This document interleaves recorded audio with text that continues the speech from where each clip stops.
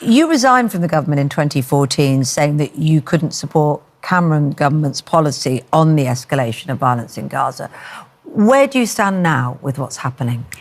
If you look at where we were over a decade ago when I resigned and you look at where we are now, it almost feels like that was a golden era. If you think about the kind of things that stopped the UK government, and remember, we stopped all arms sales at that period because of the killing that happened in Gaza at that time. And we were talking about hundreds rather than tens of thousands, which are the figures now. It just seems, as it seemed to me then, that we have a policy on Gaza and Palestine, a two-state solution, but we do nothing about bringing it about. But what would taking the stance actually look like in reality, though? That's the situation. What influence can we have?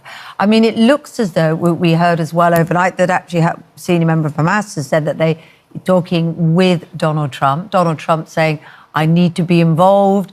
We know that people might have feelings about that, but how would we influence it? Because it's not possible, is it, to do it from here and alone? There are four very clear things that we could do today.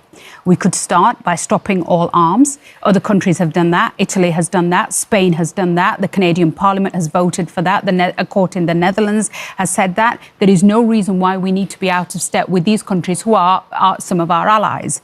The second thing we need to do is, if we genuinely believe in a two-state solution, we need to recognise that second state. France are talking about it. Other countries in Europe have done it. We should recognise the state of Palestine now. The third thing that we should do is we should impose sanctions like we have with other countries around the world who act in these appalling ways. And then we should support the accountability process so that anybody involved in the committing of war crimes during this period is held to account. If Hamas is embedded, if it's complicated, if we don't want to do it, that's why there's hesitancy, because this is not black and white. No, I think it's very clear. I'm sorry, I don't accept this anymore. What I say is, unless we are prepared.